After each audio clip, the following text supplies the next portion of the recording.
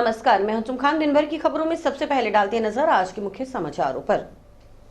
वरिष्ठ नेता जसपाल सिंह की पावन देह पंचतत्व में विलीन, जयपुर में उपचार के दौरान हुआ था निधन। लोकसभा चुनाव के दृष्टिगत अवैध शराब परिवहन की रोकथाम के लिए आबकारी विभाग मुस्तैद, संगरिया के रतनपुरा में स्थापित की चेक पोस्ट। आरोप लगाना विधायक का काम, बोले सहू। भाजपा प्रत्याशी बोले कभी नहीं की रड़क की राजनीति। योजनाओं को अंतिम छोर तक पहुंचाने का रहेगा प्रयास, बोले सामरिया। पीआरओ सुरेंद्र सामरिया ने ग्रहण किया पदभार। अब खबरें विस्तार से। वरिष्ठ भाजपा नेता जसपाल सिंह का रविवार रात्रि को जयपुर में उपचार के दौरान निधन हो गया। सोमवार दोपहर को टाउन की शमशान भूमि में पावन देह का अंतिम संस्कार किया गया। अंतिम संस्कार के समय बड़ी तादाद में मौजूद परिचितों ने नम आंखों से जसपाल सिंह को अंतिम विदाई दी। इससे पहले रविवार रात्रि को जसपाल सिंह के निधन की खबर सुनते ही उनके समर्थकों में और परिजनों में शोक की लहर दौड़ गई। जसपाल सिंह हनुमानगढ़ की राजनीति में लंबे समय से सक्रिय थे। जनता दल इनेलो बसपा में रहकर 1990 से 2018 के दौरान विधानसभा के चुनाव लड़ी, तो एक बार भाजपा में रहते हुए उनकी पत्नी सुरेंद्र कौर हनुमानगढ़ नगर परिषद की सभापति रही। राजनीति के साथ वे समाज सेवा में भी सक्रिय रहे। 1990 से 1995 के दौरान वह जनता दल के प्रदेश अध्यक्ष भी रहे। वे पिछले काफी समय से अस्वस्थ चल रहे थे। उनकी गिनती भाजपा के वरिष्ठ नेताओं में होती थी। मुखराम चौधरी ने बताया कि क्षेत्र के लोगों ने जसपाल सिंह के निधन को अपूर्णीय क्षति बताते हुए कहा कि जसपाल सिंह का जीवन ईमानदारी की मिसाल रहा। बेदाग छवि के जसपाल सिंह ने स्वच्छ राजनीति की। जो भी उनके पास पहुंचा, उन्होंने हर संभव मदद की। उन्होंने अन्याय से पीड़ित की बात सुनी। आज क्षेत्र के लोगों ने ऐसे नेता को खो दिया है जिसकी कमी पूर्ति होना संभव नहीं है। ऐसे नेता सदियों में एक बार पैदा होते हैं। भाई जसपाल जनता दल के संसदीय बोर्ड के राजस्थान के चेयरमैन रहे। वीपी सिंह जी से जनमोर्चे के संयोजक रहे और इस शहर में कोई भी उनके पास काम आया तो खाली हाथ नहीं गया कभी भी। इतने चरित्रवान और सच्चे इंसान थे। समय का ऐसा किसी को पता नहीं लगता। ऐसे अच्छे इंसान को जो हमारे बीच से गए हैं, जिसकी हमारे शहर को, गांवों को भारी क्षति है, कभी पूर्ति नहीं हो सकती। उनको अंगुली पकड़ करके इस स्टेज पे बोलना सिखाया। मैं जनता दल का जिलाध्यक्ष था। कमांड चार्ज श्री गंगानगर जिला था। 94 में बना हनुमानगढ़ में साथ रहा 10 साल। 2 गाड़ियां, एक नंबर एम्बेसडर और कृपाल की शादी की 1 गाड़ी, 2 गाड़ियां तोड़ दी हमने पूरे हिंदुस्तान में फिर के। हर किसान आंदोलन हो, चाहे जिला बनाने की बात हो, चाहे कोई सामाजिक काम हो, जसपाल जी हमेशा अग्रणी रहे। और यहाँ के विनोद जी और जो भी हमारे साथी थे, कंधे से कंधा मिला करके उनके साथ रहे। और हमें भारी दुख है आज कि हमारे बीच से सच्चा इंसान उठ गए। करीब 3 दशक से जसपाल सिंह के करीबी रहे सितेंद्र बिनोचा ने बताया कि भाई जसपाल सिंह जैसा लीडर कभी कभार पैदा होता है, उनके जैसा इंसान विरला ही होता है।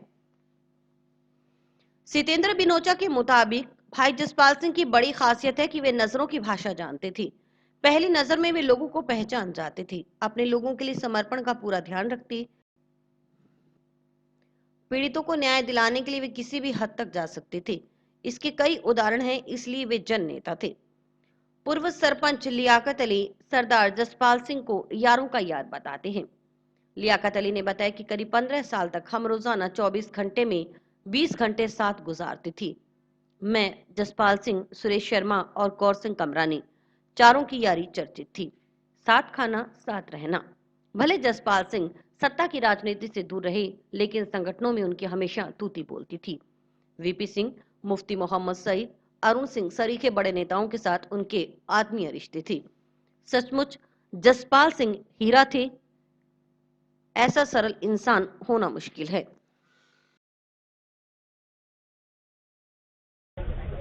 हम लोगों ने एक ऐसा नेता खो दिया इस शहर के अंदर। हम उसकी जितनी प्रशंसा उनके जीवन काल की करें, उनके कार्यकलापों की करें, उनके कार्यशैली की करें, कम है। वो ताजीवन एक ईमानदारी की मिसाल है। उन्होंने अपने पूरे जीवन में कहीं भी उन पर कोई भी भ्रष्टाचार का या किसी प्रकार का कोई चरित्र का कोई आरोप नहीं लगा सकता। उन्होंने हमेशा शुचिता की राजनीति की और हम लोग तो उनके साथ 1990 में जो पहली बार वो निर्दलीय चुनाव लड़े थे और लास्ट चुनाव जो 2013 का वो लड़े थे तब भी उनके साथ थे। उन्होंने अपने पूरे जीवन में जो भी उनके पास आया, कोई गरीब आया, कमजोर आया, उसकी उन्होंने जितनी मदद हो सकती थी उन्होंने की। उनके बारे में एक कहावत इन शहर की फिजाओं में प्रचलित थी कि जिसका कोई ना पूछे हाल उसके संग भाई जसपाल। ये नारा इस हनुमानगढ़ की फिजाओं में आज गूंजता रहा और सदियों सदियों तक गूंजता भी रहेगा। लोकसभा चुनाव के दृष्टिगत अवैध शराब परिवहन की रोकथाम के लिए आबकारी विभाग मुस्तैद नजर आ रहा है। इसके लिए पड़ोसी राज्य पंजाब व हरियाणा के आबकारी विभाग के अधिकारियों के साथ मीटिंग कर समन्वय स्थापित किया जा रहा है। संगरिया के रतनपुरा में चेक पोस्ट स्थापित की गई है। वहां 24x7 घंटे नाकाबंदी की व्यवस्था की गई है। जिला आबकारी अधिकारी संजीव पटावरी ने बताया कि जिले में शराब की 360 दुकानें हैं। इसमें से अब तक 138 दुकानों का बंदोबस्त हो गया है। अभी भी बंदोबस्त की प्रक्रिया चालू है। भविष्य में और भी बंदोबस्त होने की संभावना है। सबसे अधिक बंदोबस्त भादरा जबकि सबसे कम नोहर में हुआ है। इन सभी अनुज्ञाधारियों से संपर्क कर लिया गया है। पटवारी ने बताया कि आगामी लोकसभा चुनाव के मद्देनजर पड़ोसी राज्यों पंजाब व हरियाणा के आबकारी अधिकारियों के साथ मीटिंग हो चुकी है। आपस में समन्वय और सूचनाओं के आदान प्रदान संबंधी सहमति हुई है। जो भी सहयोग एक दूसरे का किया जा सकेगा वह किया जाएगा। इसके अलावा लोकसभा चुनाव के दृष्टिगत सभी थाना प्रभारियों को पाबंद कर दिया गया है कि अधिक से अधिक रेड गश्त करें। नाकाबंदी भी की जा रही है। संगरिया के रतनपुरा में चेक पोस्ट स्थापित की गई है। वहां 24x7 घंटे नाकाबंदी की व्यवस्था की गई है। इसके अलावा कंट्रोल रूम स्थापित किया जा रहा है ताकि अवैध शराब की जानकारी समय रहते मिल सके। पटावरी के अनुसार निरंतर कार्रवाई जारी है। इस वर्ष आबकारी विभाग की ओर से 677 मुकदमे दर्ज किए गए हैं, जो पिछली बार की तुलना में 125 मुकदमे अधिक हैं। पटावरी ने बताया कि हरियाणा, पंजाब, चंडीगढ़ में बिक्री योग्य अवैध सस्ती नकली मदिरा हनुमानगढ़ जिले में से अवैध परिवहन होकर गुजरात राज्य में सप्लाई होती है। वित्त वर्ष 2024-25 का आबकारी बंदोबस्त प्रक्रियाधीन और आगामी लोकसभा चुनाव 2024 को मद्देनजर चुनाव की आचार संहिता लगने से पूर्व अन्य बाहरी राज्यों की अवैध शराब बहुतियाता में परिवहन होकर जा रही है, जिसे लगातार पुलिस की ओर से पकड़ा भी जा रहा है। लेकिन आबकारी विभाग की ओर से अब तक कार्रवाई शून्य है, जो कि बड़ा खेद का विषय है। इसलिए हनुमानगढ़, संगरिया, नोहर और भादरा आबकारी निरोधक दल के प्रहराधिकारियों को निर्देशित किया गया है कि सभी प्रहराधिकारी आपस में समन्वय स्थापित कर गुप्त सूचना के आधार पर प्रभावी निरोधात्मक कार्रवाई और सीमा पर सघन नाकाबंदी कर संदिग्ध वाहनों की जांच करें। अवैध स्प्रिट, अवैध शराब, मादक पदार्थों को मैं वाहनों को जब्त करने के लिए नाकाबंदी करना सुनिश्चित करें। ये हमारा बंदोबस्त 2024-25 के लिए चल रहा है। इसमें जिले में 360 दुकानें हैं। इसमें से अब तक 138 दुकानों का बंदोबस्त हो गया है। आज भी जो है इसके बंदोबस्त में जो ई ऑक्शन की प्रक्रिया है वो चालू है। तो होप है कि काफी होने की संभावना है बंदोबस्त। और सबसे अधिक बंदोबस्त भादरा में हुआ है और सबसे कम नौर में हुआ है। और इन सभी अनुज्ञाधारियों से संपर्क कर लिया गया है। जो इस पॉलिसीज की जो भी अच्छाइयाँ और जिस भी रूप में करनी थी वो कर ली गई है, ताकि सरकार की जो है रेवेन्यू मैक्सिमाइजेशन की जा सके। और अभी लोकसभा का जो है वो भी दौर चल रहा है। इसके अंतर्गत जो है हमारी मीटिंग जो है पड़ोसी स्टेट्स है, उसमें पंजाब के एक्साइज ऑफिसर से अपने अबोहर में हुई है, तथा हिसार के जो एक्साइज ऑफिसर्स थे वो यहाँ जिला कार्यालय में आए थे। उनके साथ मीटिंग हुई। आपस में समन्वय और सूचनाओं का आदान प्रदान बाबत सहमति हुई है और जो भी सहयोग एक दूसरे का किया जा सकेगा वो किया जाएगा। इसके अलावा अब तक जो लोकसभा चुनाव है तो जो सभी हमारे थानाधिकारियों को पाबंद कर दिया गया है कि अधिक से अधिक रेड गश्त करें और नाकाबंदी भी प्रॉपर वे में लगाई जा रही है। और जो हमारी एक चेक पोस्ट स्टैब्लिश की गई है रतनपुरा संगरिया में, वहाँ 24x7 जो है नाकाबंदी की व्यवस्था की गई है। इसके अलावा एक कंट्रोल रूम स्थापित किया जा रहा है ताकि किसी को भी कोई अवैध शराब की रोकथाम हेतु या अवैध शराब के बारे में कोई जानकारी हो, परिवहन के बारे में कोई जानकारी हो, भंडारण के बारे में कोई जानकारी हो, तो वो इसमें इस नंबर पर दे सकता है और कार्रवाई की जाएगी। सूचना एवं जनसंपर्क अधिकारी सुरेंद्र सामरिया ने सोमवार की सुबह 11 बजे विधिवत रूप से पदभार ग्रहण कर लिया। जिला कलेक्ट्रेट के नजदीक स्थित पीआरओ कार्यालय में सामरिया के पदभार ग्रहण के समय एपीआरओ राजपाल लंबोरिया सहित कार्यालय स्टाफ और पत्रकार मौजूद रहे। सभी ने माला पहनाकर नवनियुक्त पीआरओ को बधाई देते हुए स्वागत किया। पदभार ग्रहण करने के बाद पीआरओ सुरेंद्र सामरिया ने कहा कि जिला कलेक्टर के निर्देशानुसार व उनके मार्गदर्शन में केंद्र और राज्य सरकार की जन कल्याणकारी योजनाओं को अंतिम छोर के अंतिम व्यक्ति तक पहुंचाने का प्रयास किया जाएगा। इसमें पत्रकारों का सहयोग भी अपेक्षित है। पत्रकारों से भी इस कार्य में हिदायत ली जाएगी कि वंचित अंतिम व्यक्ति के अंतिम व्यक्ति तक योजना का लाभ कैसे पहुंचाया जाए। सामरिया ने बताया कि इससे पहले वे मुख्यमंत्री कार्यालय में पदस्थापित थे, वहां 2 साल तक सेवाएं दी। उससे पहले परिवहन एवं सड़क सुरक्षा विभाग में सेवाएं दी। उससे पूर्व पत्रकार के रूप में जयपुर में कार्य किया। गौरतलब है कि सूचना एवं जनसंपर्क विभाग की ओर से 22 फरवरी को आदेश जारी कर सूचना एवं जनसंपर्क विभाग के 44 अधिकारियों के स्थानांतरण पदस्थापन किए गए थे। सुरेंद्र सामरिया को हनुमानगढ़ का सूचना एवं जनसंपर्क अधिकारी लगाया गया। जनसंपर्क अधिकारी सामरिया का स्थानांतरण मुख्यालय जयपुर से हनुमानगढ़ के सूचना एवं जनसंपर्क कार्यालय में किया गया है। जनसंपर्क अधिकारी सुरेश बिश्नोई के बीकानेर स्थानांतरण के बाद से सूचना एवं जनसंपर्क अधिकारी का पद खाली था। सहायक सूचना एवं जनसंपर्क अधिकारी के पद पर राजपाल लंबरिया सेवाएं दे रहे हैं। आज हनुमानगढ़ कार्यालय में ज्वाइन किया है और मैं सिर्फ आपके सभी के सहयोग से यही कहना चाहूँगा कि जिला कलेक्टर महोदय के जो निर्देशानुसार मार्गदर्शन है, जो राज्य सरकार की जन कल्याणकारी योजनाएं हैं और केंद्र सरकार की जो योजनाएं हैं, उनको अंतिम छोर तक पहुंचाने का हम प्रयास करेंगे। इसमें आप सभी मीडिया साथियों का भी बहुत बहुत सहयोग रहेगा और हम आपसे भी बिल्कुल राय लेते रहेंगे किस तरह से अंतिम व्यक्ति, जो वंचित व्यक्ति है, वहां तक हम योजना का लाभ पहुंचाएं। नायब तहसीलदार शैलेंद्र कुमार के निर्देशन में स्वीप टीम के विधानसभा क्षेत्र हनुमानगढ़ के प्रभारी प्रकाश चंद्र शर्मा, प्रदीप कुमार, अमीलाल, प्रमोद और सौरभ शर्मा ने सोमवार को जंक्शन की कैनाल कॉलोनी स्थित महात्मा गांधी राजकीय अंग्रेजी माध्यम विद्यालय के छात्र छात्राओं को मतदान प्रक्रिया के बारे में अवगत करवाया। टीम प्रभारी प्रकाश चंद्र शर्मा ने CUBU और वीवीपैट के बारे में जानकारी दी। प्रदीप कुमार व सौरभ शर्मा ने VHS, सी विजिल और सक्षम ऐप के बारे में अवगत करवाया। इस मौके पर विद्यालय प्रधानाचार्य गुरमीत सिंह सहित स्टाफ मौजूद रहा।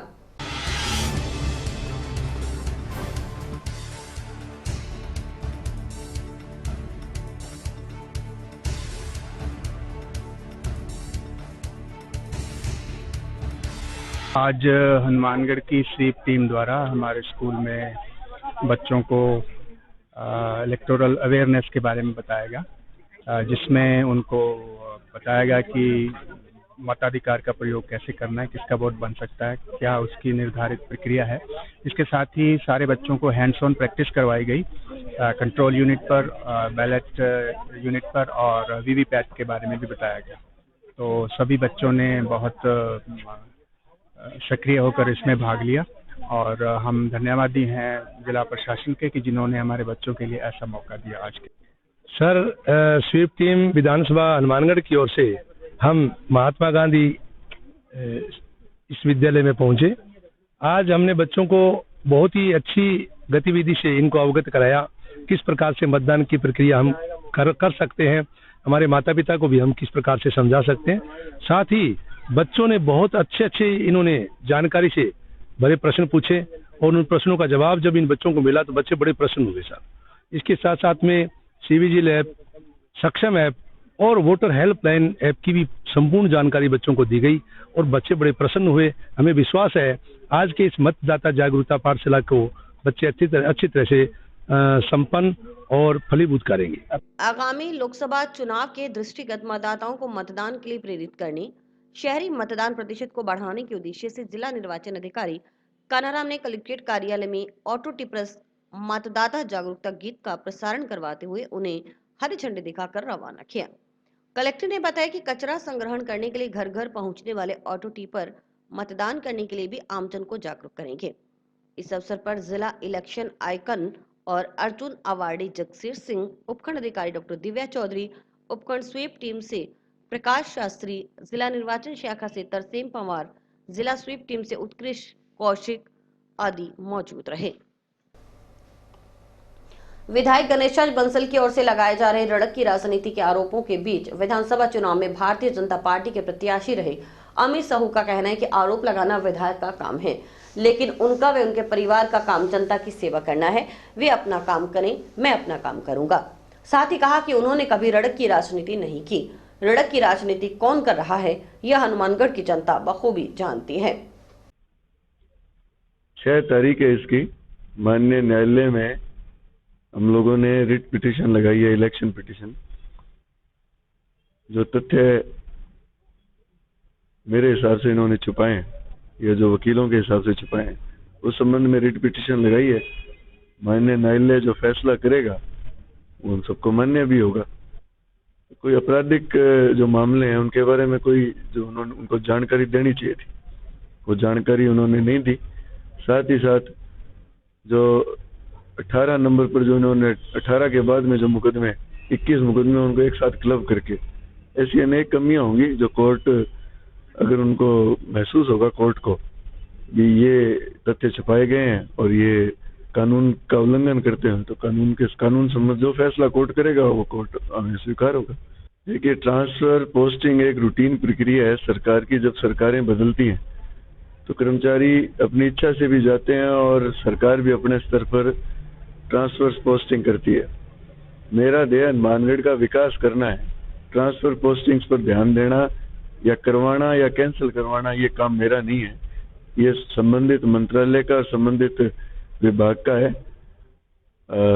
ना ही तो मेरा उद्देश्य है या मेरे परिवार का उद्देश्य कभी हनुमानगढ़ के विकास को बाधा पहुंचाने का रहा है, ना ही आगे रहेगा। जो कर्मचारी हनुमानगढ़ के लोगों के और हनुमानगढ़ के विकास में सहयोग करेंगे, चाहे वो किसी भी पार्टी से संबंधित रखते हो, वो मेरे लिए परम श्रद्धेय हमेशा हैं, रहेंगे। और मैं आपके चैनल के माध्यम से ये निवेदन और करूंगा भी, अगर कोई कर्मचारी जाने अनजाने में इस तरह की कोई प्रताड़ना उसने झेली भी है तो मैं लोकसभा के बाद में उसकी मदद के लिए हर संभव तैयार रहूंगा। उनका काम है आरोप लगाना, नहीं लगाना वो उनका काम है। ना ही तो हम लोगों ने कभी रड़क की राजनीति की, ना ही आदत और ना ही आप भविष्य में कभी रड़क की राजनीति करेंगे। रड़क की राजनीति कौन कर रहा है ये हनुमानगढ़ की जनता बखूबी जानती है, इसलिए मुझे कहने की आवश्यकता नहीं और इस बातों के ऊपर मुझे टिप्पणी देने की भी आवश्यकता नहीं। देखिए, भारतीय जनता पार्टी एक बहुत बड़ा परिवार है, छोटी मोटी बातें होती रहती हैं। मैं ना ही तो किसी पे आरोप लगाता, भारतीय जनता पार्टी मेरे साथ थी, सभी लोग मेरे साथ थे। और वो उस वक्त जो आक्रोश हुआ वो हमारे 2 मंडल अध्यक्ष जसपाल सिंह जी और पवन जी श्रीवास्तव, उनको मंडल अध्यक्ष के तौर पे वहां बुलाया और उसके बाद में फिर उनके नाम की जगह किसी और को किया। उस बारे में कोई लोगों में आक्रोश था और आप लोगों ने अगर देखा होगा तो मैंने उन लोगों का आक्रोश शांत करने का भी प्रयास किया जहां तक मेरी कोशिश रही। पर जैसे आपके नौर में और पीलीमंगा में हुआ, अजमेर भी हुआ, तो अब कितना बड़ा परिवार है, कुछ छोटी मोटी बात होती रहती है। हम सब लोग इन बातों को मिल बैठ के सुलझा भी लेंगे, कहीं कोई इश्यू नहीं है। भारतीय जनता पार्टी एक है और भारतीय जनता पार्टी जिस भी व्यक्ति को लोकसभा में उम्मीदवार बनाएगी पूरी पार्टी उसको जिताने में जी जान एक करती। लोकसभा चुनाव हम आदरणीय मोदी जी के नेतृत्व में निश्चित तौर पे तीसरी बार फिर भारतीय जनता पार्टी की सरकार बनाएंगे और हिंदुस्तान का विकास जो निरंतर चल रहा है, साथ ही साथ पूरे विश्व में जो हिंदुस्तान की छाप माननीय मोदी जी के नेतृत्व में भारतीय जनता पार्टी की सरकार ने जो छाप छोड़ी है और विश्व गुरु बनने की ओर अग्रसर है, उसमें निरंतरता लाएंगे। प्रत्येक कार्यकर्ता भारतीय जनता पार्टी का लोकसभा का चुनाव को जीतने के लिए तन मन धन निछावर करेगा। देखिए, मैंने आपको पहले ही कहा कि उनका काम आरोप लगाना है और मेरा ध्येय, मेरे परिवार का ध्येय लोगों की सेवा करना है। वो अपने काम करें, मैं मेरा काम करूंगा। जंक्शन की कैनाल कॉलोनी स्थित महात्मा गांधी राजकीय अंग्रेजी माध्यम विद्यालय में हनुमानगढ़ ब्लॉक का विद्यालय आधारित आंकलन प्रशिक्षण शिविर सोमवार को शुरू हुआ। 5 दिवसीय शिविर का समापन 9 मार्च को होगा। शिविर में राजकीय विद्यालयों के लेवल 1, लेवल 2 और 2nd ग्रेड के शिक्षक हिस्सा ले रहे हैं।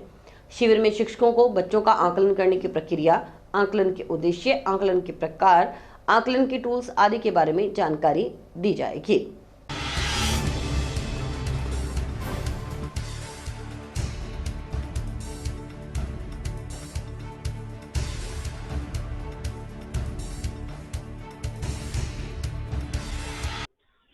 विद्यालय आधारित आकलन प्रशिक्षण शिविर 4 मार्च से 9 मार्च तक चलेगा। इसमें 3 बैच है। 2 बैच तो चल रहे हैं लेवल 2 के टीचर्स के, जिनमें एक में 56 है और एक में 63 है, और एक कैंप चल रहा है नव नियुक्त टीचर्स को विद्यालय से संबंधित सारी सूचनाएं उपलब्ध करवाने के लिए।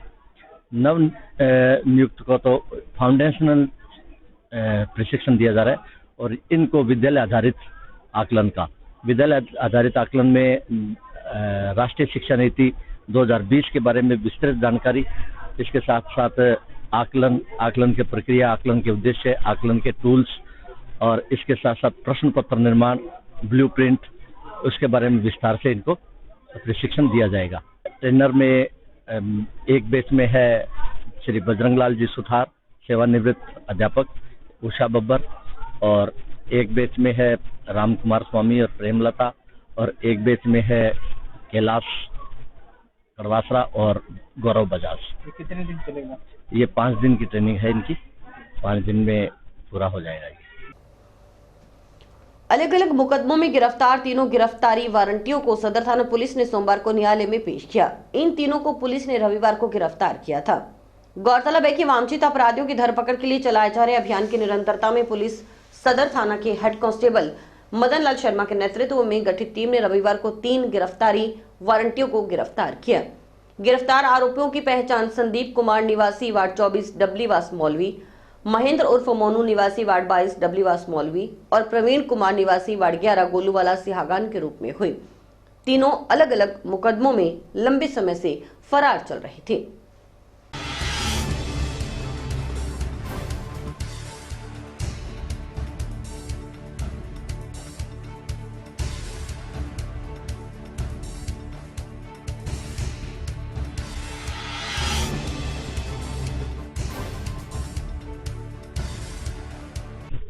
ये डीजीपी साहब ने जो लोकसभा चुनाव चल रहे हैं उसके मद्देनजर जो अभियान चलाया जा रहा है गिरफ्तारी वारंटियों का, तो एसओ साहब ने टीम गठित जंक्शन सदर थाना के एसओ साहब के दिशा निर्देश में टीम गठित की गई, जिसमें थाने के मुलाजमानों ने 3 गिरफ्तारी वारंट कल गिरफ्तार किए, जो पुराने मुकदमों में पेंडिंग चल रहे थे काफी दिनों से, तो इनको तलाश कर कल गिरफ्तार किया गया। राष्ट्रीय युवक परिषद सदस्यों ने जिला प्रशासन से शहर में घूम रहे निराश्रित गोवंश को पकड़कर गौशाला में बंद करवाने की मांग की है। सोमवार को इस संबंध में परिषद सदस्यों ने जिला कलेक्टर को ज्ञापन सौंपा।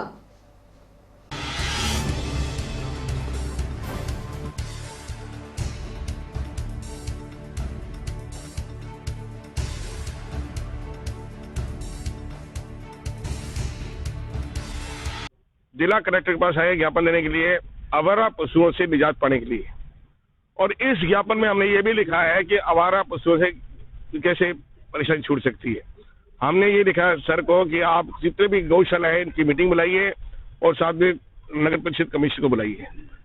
बड़ी गौशालाओं में ज्यादा पशु दीजिए, छोटी में कम दीजिए।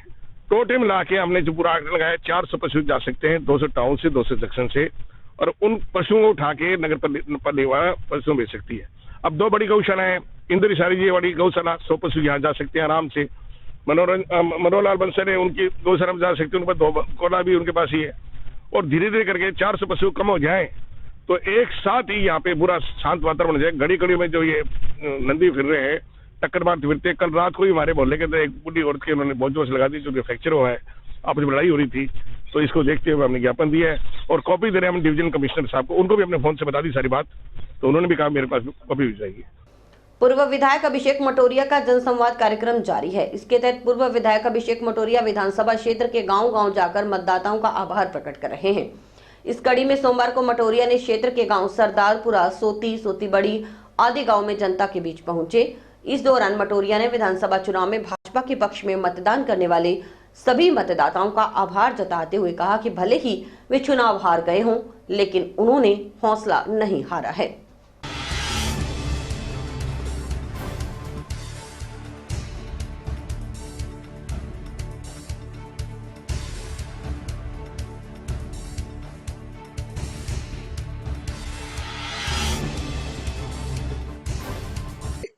एक लाख से ऊपर वोट आए हैं।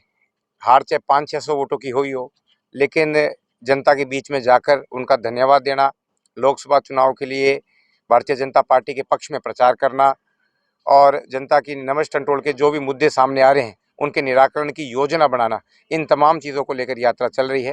भारतीय जनता पार्टी एकजुटता के साथ जितना हो सके पंचायत समिति, जिला परिषद पदाधिकारी सब लोग मिलकर, क्योंकि क्षेत्र बहुत बड़ा है और बीच बीच में जैसे ट्रांसफरों का दौर था, ब्याह शादियाँ भी आ रही थी, फिर भी पूरा टाइम निकाल कर गाँव-गाँव जाकर इन तमाम चीज़ें और योजना जो मैंने आपको बताई इसको लागू करने के लिए पूरे प्रयासरत हैं। भारतीय जनता पार्टी के प्रदेश के मुख्यमंत्री माननीय भजनलाल जी शर्मा एक बहुत ही मेहनती और सुलझे हुए व्यक्ति हैं।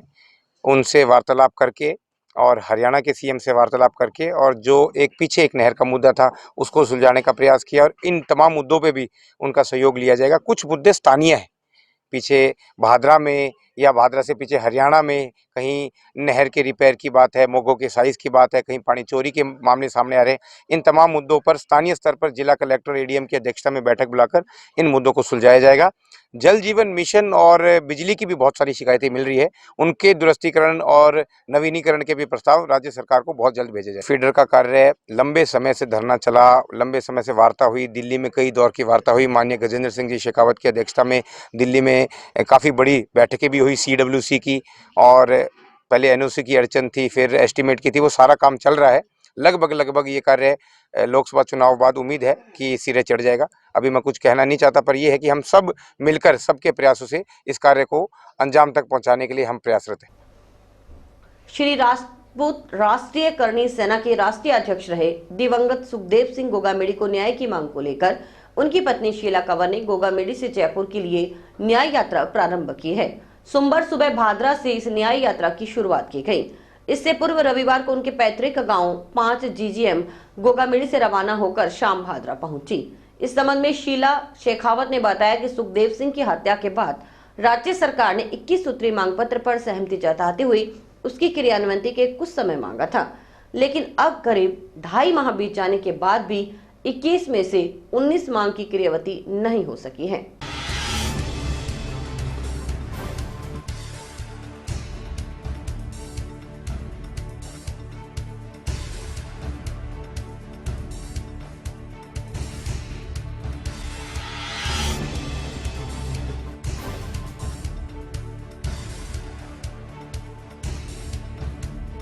दिलाने के लिए अपनी छोटी सी बच्ची को लेके आज सड़कों पे उतर आई हूँ।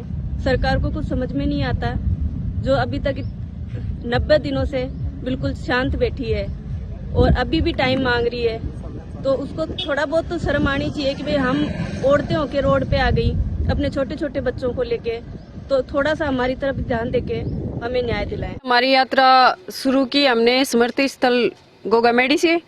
आज रात को हमने भादरा में विश्राम किया और अब हम दोबारा से शुरू हो रहे हैं। 8:15 बजे हमारी यात्रा को शुरू रखेंगे।